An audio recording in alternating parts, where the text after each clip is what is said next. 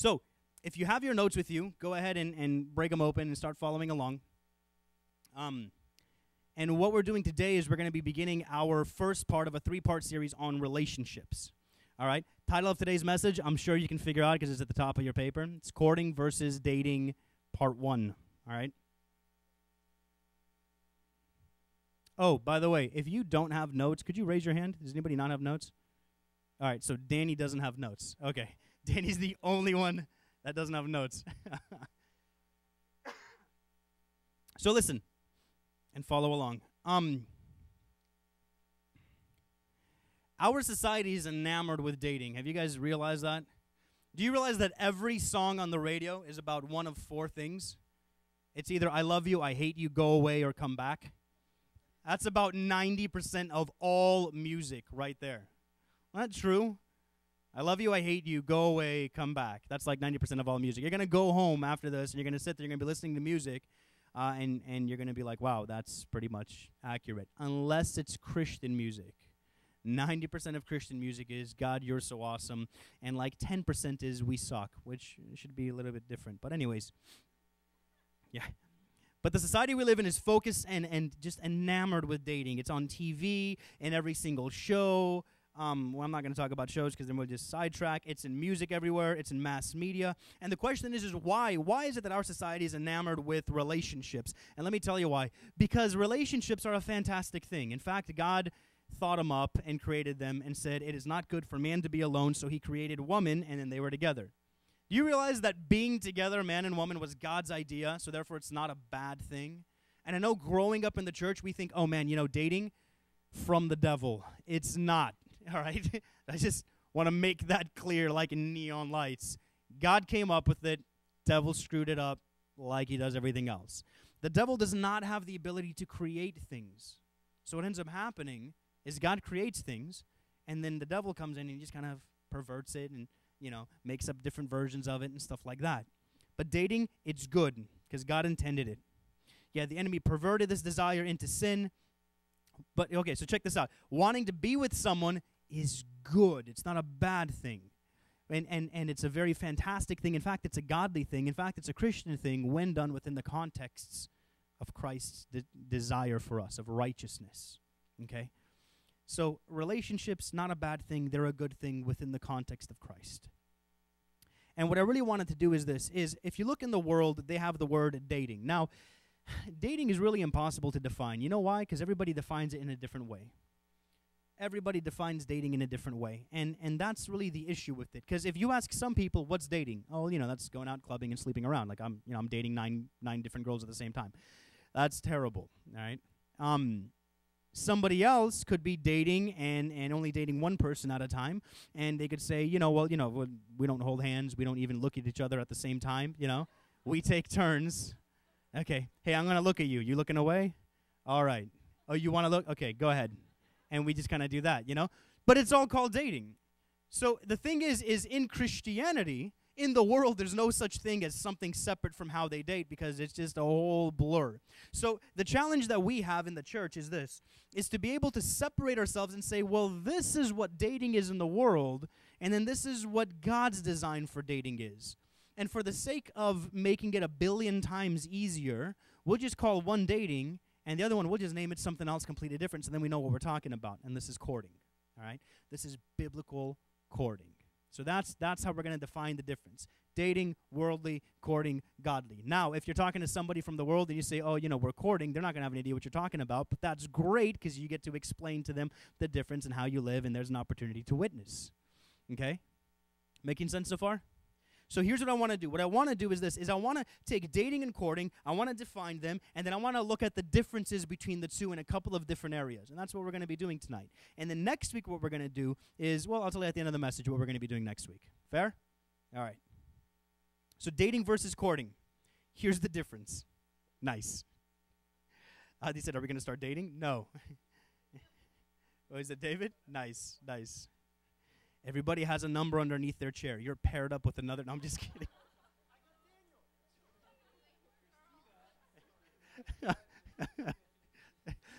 Next week, 300 people are going to show up.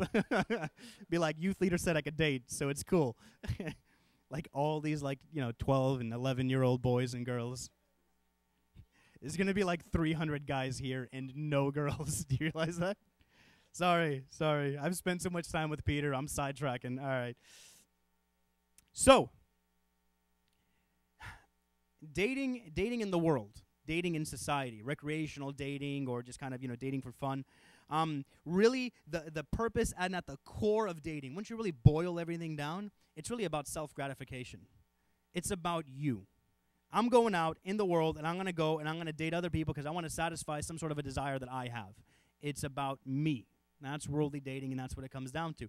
That's why you see guys that, they don't commit to anything, or you see girls that they go and they kind of, spend time with these different guys and these different boyfriends, and, he's not really what I wanted, and she's not really what I wanted. They jump from person to person to person to person because it's about them. It's ultimately about them and what they want, and it's not about the other person. Courting, on the other hand, it's definitely not about God. Courting, on the other hand, courtship is about one thing. It's about marriage. That's what courtship's about. The reason you court is because the end goal is marriage. That's the goal of courting. Dating is about, not making a commitment and kind of spending time and having fun and enjoying yourself and this and that. But courtship is about marriage. You court in order to see if there is any reason why you should or shouldn't get married to said person. There is no romantic interaction until after the commitment to marriage. It's about marrying the best person for one another, the one that is the most suited for you and the one that you are the most suited for. So I want to look at some differences between one and the other, okay? Differences between dating and courting. First place I want to look at is the end goal. The end goal is one of the clearest differences between dating and courting. In dating, most of the time, there isn't an end goal. It's about the now, not about the end. You know what's something that's interesting? You ever notice how the devil, whenever he tempts you, always focuses on the now, never on the outcome? And all throughout scriptures, Jesus talked about what? For I'm going to go and prepare a place for you. Because in my Father's house there are many, many mansions. This is not my kingdom, and I don't have a kingdom on earth. For if I did, my people would fight for me. You didn't belong to this place. He said, but I am not of this world.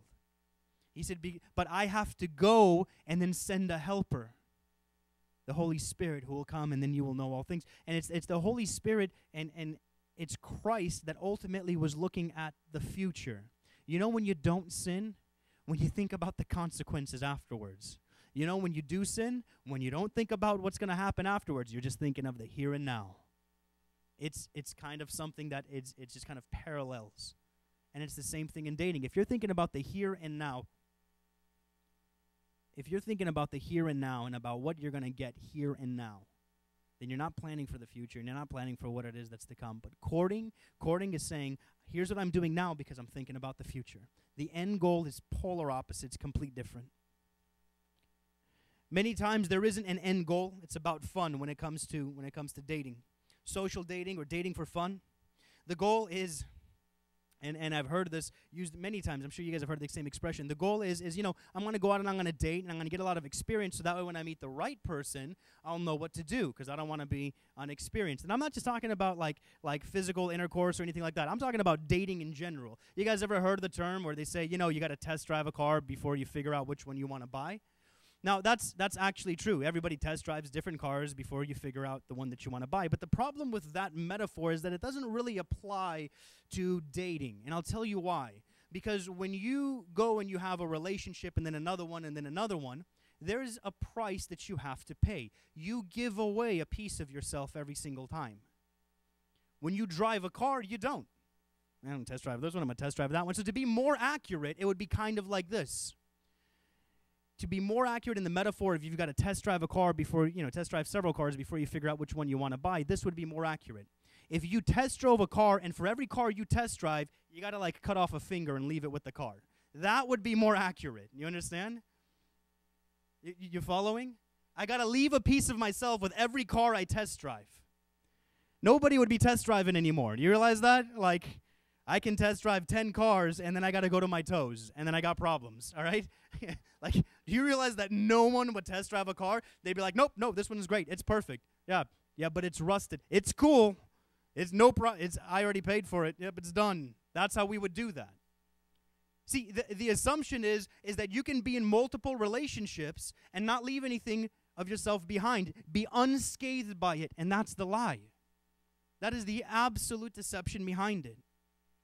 People say, I got to get practice before I meet the right one. Who would rather have a new car or one that's been practiced on? Like a rental? You never buy from a rental company a car, because anybody that rents a car trashes that thing. I mean, they're doing donuts. They're probably grinding all the gears. You don't want somebody that, how many of you guys ever smashed in a rental? Actually, don't admit. Put your hands down. Don't confess to that. Every guy here that ever rented a car would have to raise their hands. Yeah, this is kind of silly. I wrote this down, though. Do you want a fresh sandwich or one that's been practiced on? It's kind of silly. It's no, I'm good. You know what I mean? And I know it's kind of a silly thing. But and that's not really a great example, and I'll explain it in a second. Or how about a husband or a wife that's been practiced on by other people? That kind of sucks. But let me tell you something, and I want to be so clear, okay? I had such a battle today with the enemy. I'm going to go back to the sandwich example, even though it's silly. See, with the sandwich, when you chew on it and you give it to somebody else, nobody wants it, you discard it. But here's the great thing about Jesus. Even though we may have been in sin and we may have dirtied our past, the Lord redeems us and restores us. Do you understand that? The Lord redeems us and restores us. So I don't care what your past is. The Lord redeems and restores. So if you have a sordid past or you've had multiple relationships, I want you to understand something. That doesn't mean that there isn't any hope. There's a ton of hope, but be aware of this. The sin that you fall into the most, it's the sin that every one of you falls into the most? The one that you have great experience in doing. That's the easiest sin to sin, the one that I already know the whole way down the rabbit hole. You understand? It's the easiest sin to commit. If you are a struggling alcoholic and you went through deliverance and God delivered you from alcoholism, you would be wise for the rest of your life not to hang around bars. It's pretty common sense, right? So be aware of this, that if you have had multiple relationships, God redeems and restores, but be aware that it's easier for you to make another relationship outside of a current relationship than it is for somebody who's never had multiple relationships. So don't be around those scenarios. If you're working one day and one of your coworkers is hitting on you, just back up. Just back way the heck up, because it's more tempting for you. The devil knows exactly where to strike you guys. And I'm telling you that because I want you guys to be wise, but be aware, be aware, be aware. God redeems and restores. God redeems and restores. And you know what? That's not just some cute thing that I say so that way it kind of encompasses everybody. Okay, listen carefully. And it's not like, oh, if I have a sordid past, then I'm a second-rate Christian because, I got dirty and then I got washed clean, but it's never really like, being clean your entire life. Listen carefully. We've all been dirty. By sin, we all got cleaned and restored. And if you're good enough to be the bride of Christ, believe you me, you're good enough for any other person. Amen? Amen. I want you guys to understand that. Jesus has the power to redeem and restore a person, like bringing an old sandwich back to a brand new one. I know it sounds silly, but yeah. Now look, I want to tell you guys something that's really, really important for us to understand. The church is not a theater, it's a hospital. Sometimes you hear this a lot from people that don't believe in Jesus, and they say this. They say, you know what, religion's just a crutch. That's what they say. It's just a crutch for weak people to kind of, hang on to because they don't have any place to deal with their feelings or whatever. Listen, next time you hear somebody tell you that religion is a crutch, say, yeah, probably, but what I have is I have a relationship with Jesus. And what happens is they'll tell you, well, yeah, that's just the same thing. It's still a crutch. It's not a crutch. It's an ER room. And me and you are desperately in need of resuscitation. It's not a crutch. It's an entire hospital. You understand? When people say that religion or Christianity is just a crutch, they're saying that I'm enough to stand on my own and you're not. But the realization is that we're all in desperate need of salvation and restoration day and night. And the truth is that the church is not a theater, it's a hospital. It's not a place where you guys come and sit and you guys watch the worship team lead in worship and you listen to a message and then you go home with an excitement or a feeling or something like you get at a movie theater. The church is a hospital. It's a place where what we do as servant leaders is we're here to serve the church and to sit here and to hopefully connect you to the healer. Because I don't have the power to heal, but Jesus does. Jesus does. That's the whole point of the church. I know I kind of sidetracked, but I just want to make sure that everybody understands that there is always hope for restoration and renewing. So dating's end goal is always, always, always the same. It's just to go out and have fun, go out and test drive several different things, and it's not for the future, it's for the present only. Courting has a very different end goal. The end goal of courting is to marry a great spouse. In Matthew 24:34, and also in Luke 20:34, I'll say those again. Matthew 24:38, and Luke 20:34. It talks about people marrying and being given in marriage.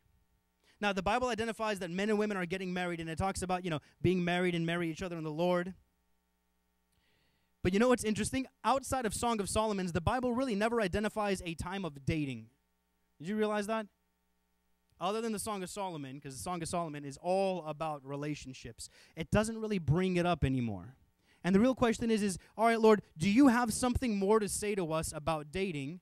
Or really are there just like a couple of pieces of nuggets, here and there, like in Ephesians and other places about relationships? Well, God's got a lot to say on dating in Song of Solomon. We're actually going to be looking at some of that next week. But the Bible talks clearly about us marrying and being given in marriage. The end goal of courting is marriage. In 1 Corinthians 7:9, it says, better to marry than to burn with passion. Some of you have that verse memorized somewhere, probably written on the inside of all of your clothes. Most of you know who some of you are.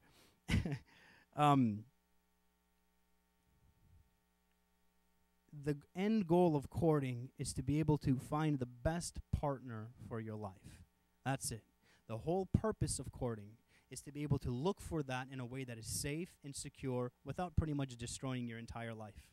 It's literally being able to go up to the car park and taking a look at different cars without test driving them, without getting a finger lopped off, without leaving a part of yourself behind, and to be able to still be great friends with the other vehicles in the parking lot. Okay, it kind of went off on a trail. All right. But you understand what I'm saying. The end goal of courting is to be able to find the best partner for your life. I won't even ask. I know that every one of you wants to marry the best spouse that you could possibly marry, the person that fits you the best and that you fit them the best. That's really the end goal. Well, the way to that is through courting. The end goal of courting is to find the best possible spouse. Courting says, who would be the best partner for me for the rest of my life?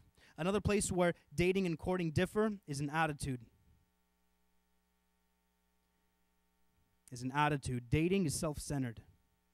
That's the attitude of dating. It's about me. And let me explain in some places. See, we ask questions that, yes, are important questions to ask, but when these questions become the foundation or the core of our search, then we're in serious trouble. And I'll explain. These are questions that we ask while we're, courting or dating. These are questions that we ask other people, and they're good questions to ask. They're not bad. But when they become the core of why you're in a relationship, then it becomes an issue. And let me give you some examples. How can I find the perfect guy or girl? Now, this is not a bad question. That's kind of the purpose of courting, is to find the one that, you guys fit together best. But here's the problem when that becomes the core issue. Listen to how it's worded. How can I find the perfect guy or girl? You're not looking to grow at all yourself. You're looking to find the perfect Mr. Right or Mrs. Right. You're looking for that image of perfection that's going to be Jesus to you, but you're not looking for somebody to be Jesus to them. You understand? Will this person make me happy? How many times have I heard this question in relationships? I just don't know if that person's, if they just make me happy. It's a good question, but it shouldn't be the core of the reason why you're courting. If the whole entire reason you're courting is because you want something for you, and it's all about, if I'm happy, then this is a good relationship, consider this. You're going to go in your marriage, and I will guarantee you that there are going to be times in your marriage when you are not going to be happy.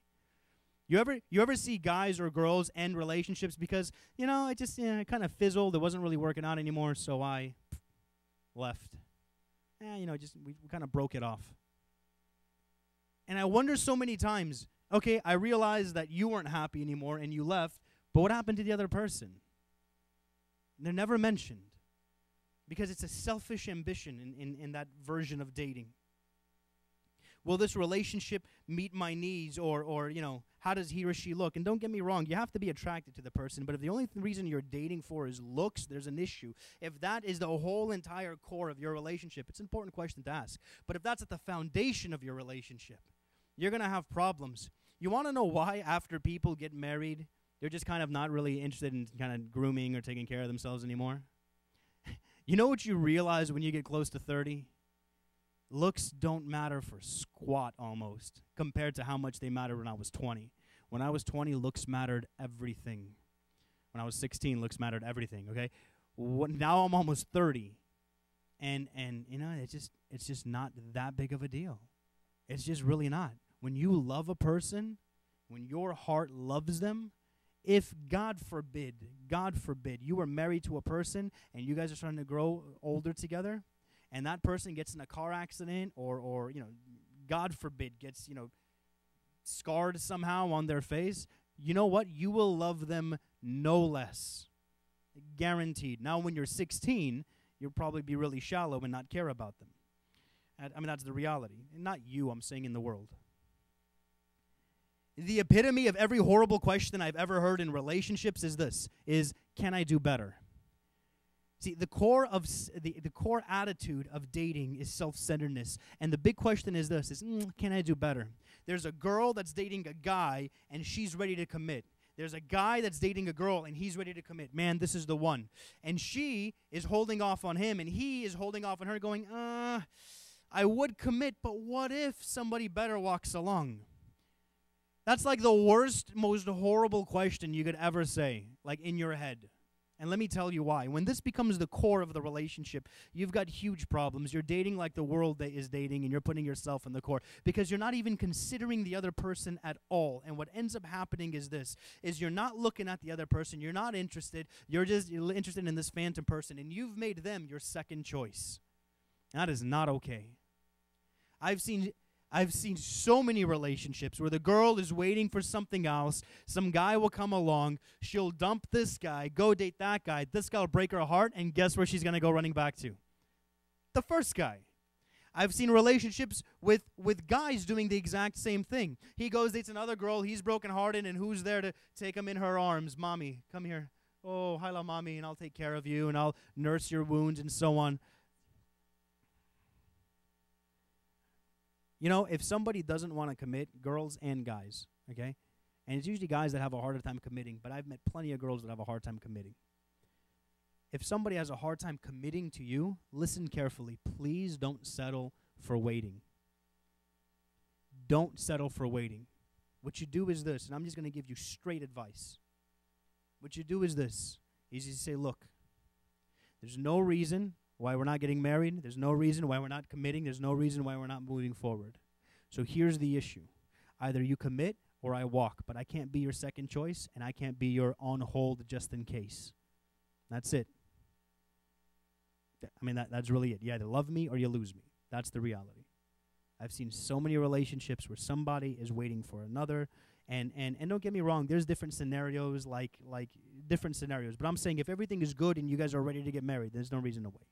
Now, there's different pressures and so on. I understand. I'm not talking about that. I'm talking about when you're into good, clear, acceptable, everybody's on board, get married, and then one of the people are iffy.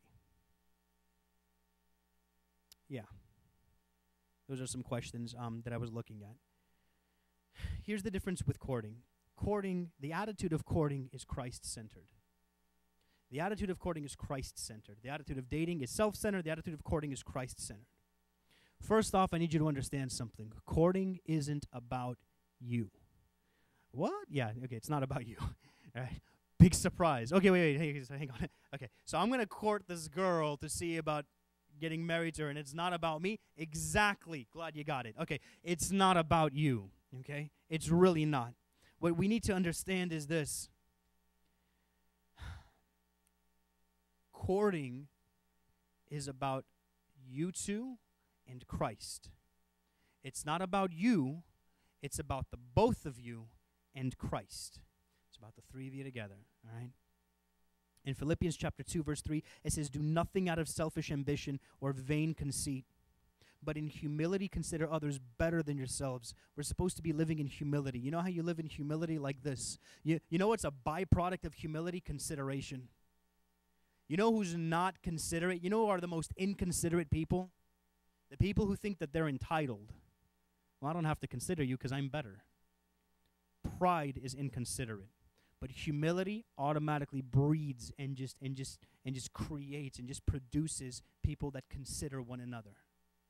In Philippians chapter 2, it says, consider each other higher than yourselves. That's what humility does. And somebody who's humble and full of humility in a relationship considers the other person before themselves. Doesn't ask questions like, what if I can do better? That's so inconsiderate of the other person. It's so arrogant and proud of myself. But a person that is godly and puts Christ at the center of a relationship says, you know what, I'm going to consider them before I consider myself. Another verse is Ephesians 5:25 and Ephesians 5:33. I'm going to read both of them. It says, husbands, love your wives just as also Christ loved the church and gave himself for her. And Ephesians 5:33, it says, and the wife must respect her husband. See, there's a difference in attitude between dating and courting. In dating, you make a contract with the person. I'm going to love you as long as. Fill in the blank. I'm going to treat you well as long as you treat me well. Or I'm going to do this as long as you reciprocate and kind of turn that back on me as well. And see, in dating, we make contracts with one another. But in courting, you make a covenant, not with the other person, but with God. Look, I love my wife regardless. You know why? Because I have a covenant with God. In Ephesians 5:25, it says, husbands, love your wives just as also Christ loved the church and gave himself for her. I will love Simida until the day I die, and it's got nothing to do with Simida. It's because I have a covenant between me and God. It's not because I'm a good man. It's because I'm a Christian and because the living God lives inside of me. You understand? That's why you do that. You know, when the prodigal son returned from being out in the world, he came to the father. You know what's the first thing he said? We skip right over this all the time. He comes to his father and he says, Father, forgive me, for I've sinned against heaven and I've sinned against you. He first had a covenant with heaven to be a son. And the first place he had to ask for forgiveness was from heaven. I've sinned against heaven and I've sinned against you.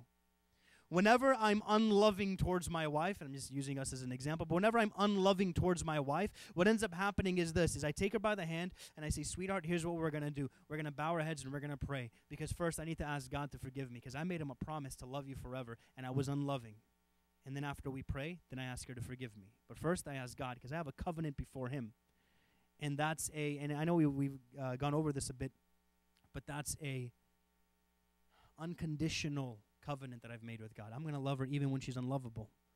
And she does the same thing whenever she's unrespectful towards me. But even when I'm not respectable, she still respects me because it's got nothing to do with me. It's got to do with her and God. She's got a covenant with him. The difference between dating and courting in the attitude is that it's contractual in dating. I'll do this as long as you do that. But in courting, it's a covenant with God. It's a covenant. There's a huge difference between the two.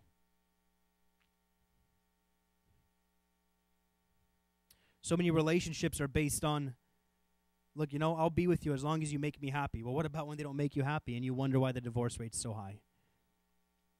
I think it's pretty basic math at that point in time.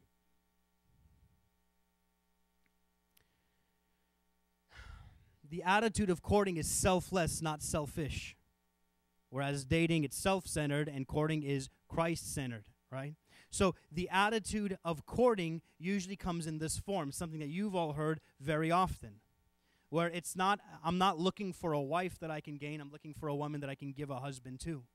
I'm not looking for a husband to gain, I'm looking for a man that I can give a wife to. You're not just thinking of yourself, you're thinking of the relationship, and you're thinking of Christ and his calling in your life. You know, the reason why I married Simida wasn't because I was, so infatuated and wildly excited and this and that, even though that was a part of it. But that wasn't why. I married Simida, and Simida married me because God put in my life a mission to fulfill, and God put in her life a mission to fulfill, like he put in every one of your lives. And the reason we got married wasn't for me, and it wasn't for her. It was for the glory of God. That's why we married each other. said, God, I know you called me to fulfill this work and to be on this great adventure, and you even created me for this great adventure, and you created her for this great adventure, and I'm going to be far more successful in being a son with my wife being by my side. And with me being a husband by her side, she'll be far more successful in her walk and in her mission, because the point is we got married not for my needs and for her needs, but for God's glory. We got married because together we can do ministry better than by myself. And I don't just mean ministry in the sense of, we're in youth leadership. No, I mean ministry in the sense of my walk with Jesus. And I hope that makes a lot of sense. Attitude. The third place where dating and courting really differ is in method. In method. Dating says try before you buy. We looked at that already. Dating says try before you buy. Here's the thing with dating. The method of dating is like this. Intimacy comes before commitment. I'm sure you can figure out that courting is the exact opposite. Commitment comes before intimacy. But in dating, intimacy comes before commitment. And that's a huge issue. Yeah, this is where the test driving the car thing kind of comes in. But look, let me give you some directions to dating in the world. I've had a lot of friends that have dated in the world. I've never dated as a non-Christian. But let me give you some directions into it. Spend a lot of time together and alone, and just go with what you feel. Become each other's primary emotional dependencies, meaning that if your partner or your boyfriend or your girlfriend is upset or you're at odds with them, your entire day is ruined. Your emotional dependency comes from the other person. Share all of your deep secrets and your deep desires. Know the other person better than you know anyone else in your life. And your relationship is intimate and private, so you don't need to be held accountable or let others know what's going on in your relationship. Many times a girl will date a guy. How many times have I seen this scenario? How many times have you guys seen this scenario? A girl will date a guy, and the guy will not say that it isn't serious, but he won't say that it is serious either, leaving the girl to assume and just kind of hang in there and kind of hope for the best. Okay, that's really what dating in the world looks like. You have, and I'm not just talking about physical intimacy. I mean, you let out every single deep part of your heart, and you let somebody else into that, and you get to go into theirs before you're married. In 1 Thessalonians chapter 4, verse 6, it's talking about sexual immorality, and it says that no one should take advantage of and defraud his brother in this matter, because the Lord is an avenger of all such, as we also forewarned you. When you lead somebody on, that's deception, and God deals with it harshly. Okay, understand that. I once heard somebody say to a guy say to a girl, he said this because she had led him on. She said, okay, he said this to her. He said, do you bake? Like, do you ever bake? Like cakes, cupcakes, something? And she said, yeah. And he said, do you ever preheat the oven if you're never planning on baking anything? You follow? She said, no. Okay, well, then why would you lead me on if you were never planning on being together with me, is what he was saying to her. And I've seen girls lead on guys, and I've seen guys lead on girls. And guys, it's a really harsh thing. Sometimes it happens accidentally. Sometimes it happens because you're not vigilant. Sometimes it happens because you're just being negligent. Whatever the reason is, be very aware. Do not lead people on. Be very direct. And I'll explain to you guys in a little bit about whose job it is to be direct. People who are interested in intimacy will be looking for intimacy, and people who are interested in commitment will be looking for commitment. Why is it that so many times guys and girls think that they can buy commitment with intimacy? If I'm intimate with you, then you'll be committed to me. Like you're purchasing it. Listen, if somebody's interested in commitment, you know what they're going to come to you looking for? Commitment. If they're coming to you looking for intimacy, don't think they're looking for commitment, because they're not. They're looking for intimacy. So then the realization is this, is if somebody's coming to you looking for intimacy, don't go, okay, well, if I give him intimacy, or if I give her intimacy, then I can purchase commitment. It doesn't function that way. You know, in Proverbs it says, guard your heart, for out of it flows the well springs of life. That means that all of your life force is just flowing out of your heart, but if you don't guard it, then what happens inside of you? We end up selling ourselves so cheaply. Dating has no limits. You pay everything in hopes of success, and most of the time it fails. You give yourself physically, emotionally, and your whole heart to the other person. And then courting, on the other hand, commitment comes before intimacy. Courting says, I'm waiting for the right person at the right time, and I'm guarding my heart. In 1 Timothy 5:1-2, it says, exhort younger women as sisters. Guys, if you're ever dating a girl, if you're ever courting a girl, you know how you treat her? Exactly how you'd want somebody to treat your kid sister. You follow? How many of you have little sisters? All right, good. Gentlemen, if you have a little sister, the way that you treat a girl is the way you'd want some guy who's courting your little sister to treat her. That's how you treat her. It's that simple. It's really that straightforward. Girls, the way that you treat a guy is the way that you'd want some girl to treat your brother. And it's pretty straightforward. If you could just remember that, it's pretty easy. And it says to treat everyone with purity. Now I got something for men and women, and then we'll close. In Song of Solomon 2:7, here's Solomon, and he's talking to the Shulamite, to this woman in the story, because it's really just a romantic love story between Solomon and this lady. And he's talking to her, and here's what happens. She just wants to kind of jump the gun. Like, oh my God. Okay, well, what she says is, give me some raisin cakes. All right? Now, that's an awesome saying, isn't it? Just give me some raisin cakes. Actually, the way she says it, like in the story, she's like, give me some raisin cakes. Like, kind of like that, all right? A little bit more feminine. Today, you're just like, I hate raisins. That's disgusting. But back then, raisin cakes, they were actually considered something very provocative. When you're giving somebody raisin cakes, it means like something's going on, all right? Like big deal time. Right when I said that, somebody's mouth opened and their gum fell out of their mouth, and it was hilarious. So funny. So, what happened is she's saying this to Solomon, and Solomon responds with this phrase. He says, wait, do not arouse or awaken love before it pleases. Do not arouse or awaken love before it pleases. Do not stir up or awaken love until it pleases, is in this translation that I have here. If you're in a relationship, if you're courting a girl, or there's a guy and there's a girl and you're courting with this guy, understand this. If it's starting to kind of go in a way that is unchristian or ungodly or unbiblical or something you wouldn't want somebody doing with your little sister, it's the guy's job to say no. It's not the girl's job. Amen? It's the guy's job to say no. Listen, we have a whole generation in my age group of men that are not men, they're boys. All right? They're still up till 3, 4 in the morning, and they're playing video games, and they're doing every other thing, and they don't have a job or a career or a future or an investment. They don't even know how to treat a girl. They're very self-centered, and they're selfish, and those are all, not all, those are a bunch of guys in my generation. You ever look around in the church and wonder how many more people, men, there are in my age group? There's like 5 of us. Do you realize that? There's a reason for that. It's called the Peter Pan generation. It's a whole bunch of men that never grew up. They just remain boys. It's true. It's actually referred to as the Peter Pan generation. So it's the man's job to say no. Now, if he's not saying no, girls, don't be like, well, it's your job, so if you won't say no, then I won't say no. No, then just, say no, all right? It's just that simple. Yeah. But it's the man's job to say no, and it's also the man's job to be deliberate and clear. Let me explain to you what happened with my wife and I, okay?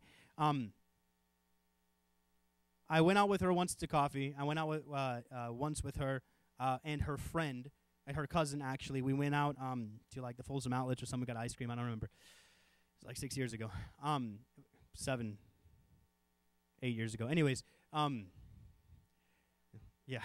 So anyways, we went out and we were, like, talking and stuff, and, we were kind of getting to know one another. And then what happened at one point in time, like this was all in the process of a week, what happened at one point in time is I sat down with her and I said, look, I need to be very clear with you. I said, okay, I'm interested in you. By the way, that's also the man's job. It's not her job to make herself vulnerable. That's your job, okay? And then here's what happened, is I said, look, I'm interested in you, and I've been kind of praying about this, and I hope that you're interested in me too, and that you're praying about this too. And she said, uh-huh. And I said, cool. I said, so here's what's going to happen. Here's what I'd like to do. I said, I'd like to pick a day for us to fast together once a week, and I'd like for us to just kind of start talking to God, and I'd like one of 2 things to happen, okay? I'd like either one, for us to be praying about this, to still be friends, hang out in groups, hang out with friends and stuff, and realize that we're not meant to be. And if we realize that we're not meant to be, I'd like to make sure that there's no part of you that I'm hurting throughout this entire process. I'd like to make sure there's no part of me that you're hurting. In fact, I'd like to be able to be invited to your wedding and you to mine. I'd like to be able to be excited for you when you get married and you be excited for me. I'd like to be able to introduce you to your future husband if possible, if we're not a good fit. This is what I'm telling her. I said, that's one scenario. The other scenario is this. If that's not the way it goes, then here's what I intend. If we find that we're a good fit and that this is something that God wants for us, then I intend to marry you and spend the rest of my life with you. This was on our second time together. The first time, we were 3 people. The second time, it was just the 2 of us because I had to tell her that. We didn't drive with one car. We drove with 2 separate cars. We met at one place, and then we left with 2 separate cars. This is what I told her. It was my job to set the pace of the relationship. It was my job to define the nature of the relationship. I said, here's what we're not going to do. We're not going to talk on the phone past midnight. There was a point in time when I said, you know what? I'm kind of afraid that I am more interested in being with someone than I might be interested in being with you.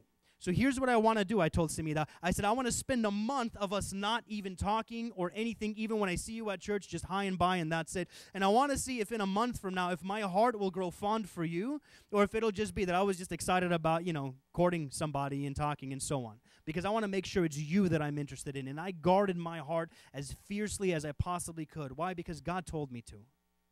And what happened is we spent that month away from one another, and I missed her. I didn't just miss being with somebody. And I knew that it was something that was real. And then when I saw her heart in the Republic of Moldova on a mission trip, that's when I fell in love with her, and I knew that it was going to be.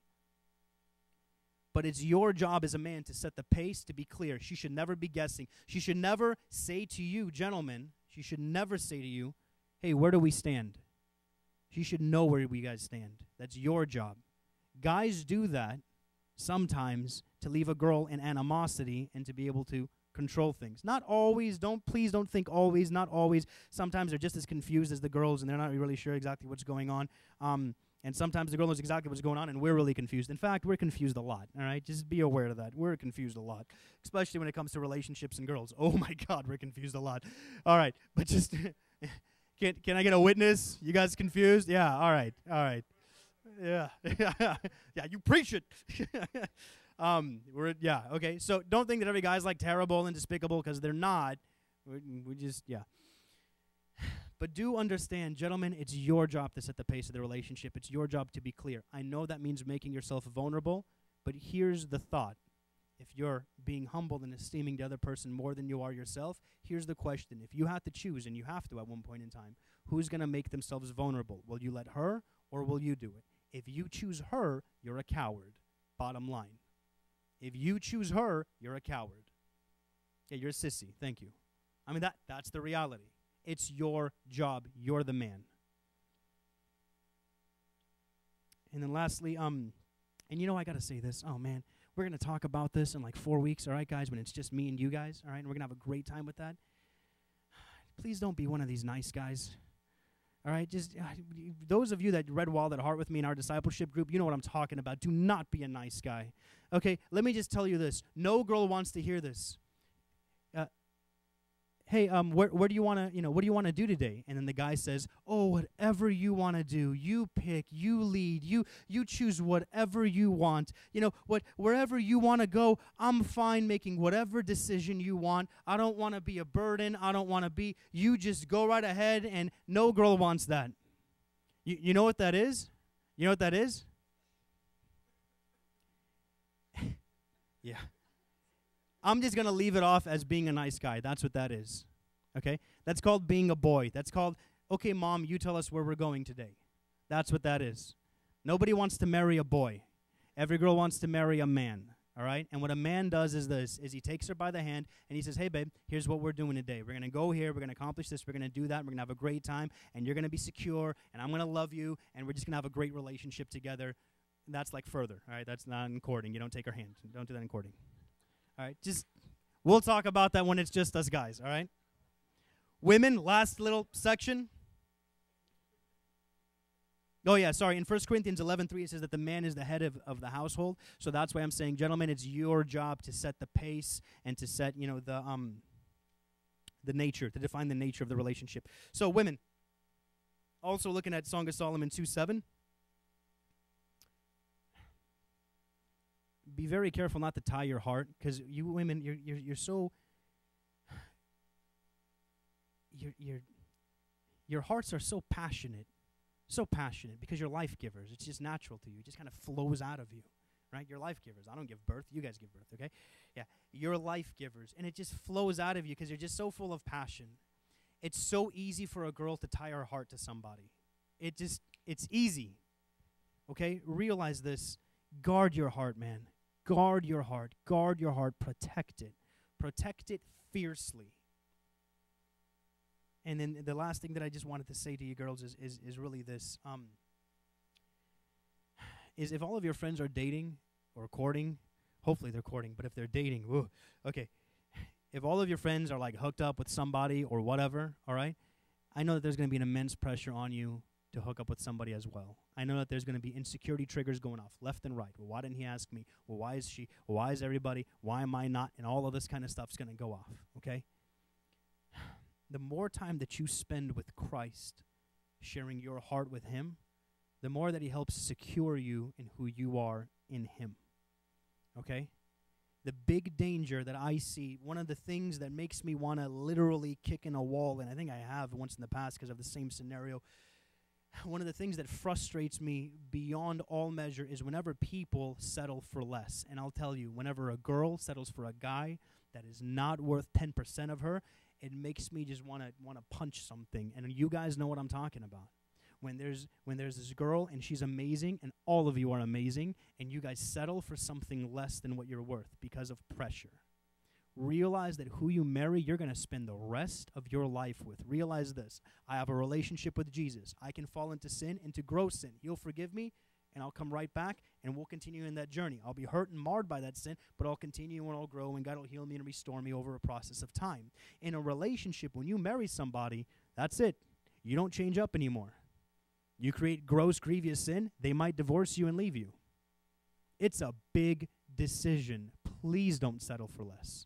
Do not, amen. Yeah, do not settle for less. You guys are worth so much. One of the telltale signs that somebody's settling for less is when they stop talking to everybody around them that's giving them advice. You know what I'm talking about? You know that girlfriend that you had that was dating that guy that was no good, and you told her, and then instead she's kind of ditched all of you guys and kept with him? Yeah, it's one of the telltale signs. So please don't settle for less. Spend a lot of time praying about it. Don't date, but court. Yeah, don't date but court. Don't date but court. And next week, here's what we're going to look at is, okay, well, how do you court? When am I ready to court? And what happens after courting? We're just going to look at the entire process. We're going to go from being a mature Christian to marriage, just from maturity to marriage. That's kind of what we're going to be looking at next week. And I'm really excited about that because then you guys are going to know what it's actually supposed to look like. All right, I invite you to stand.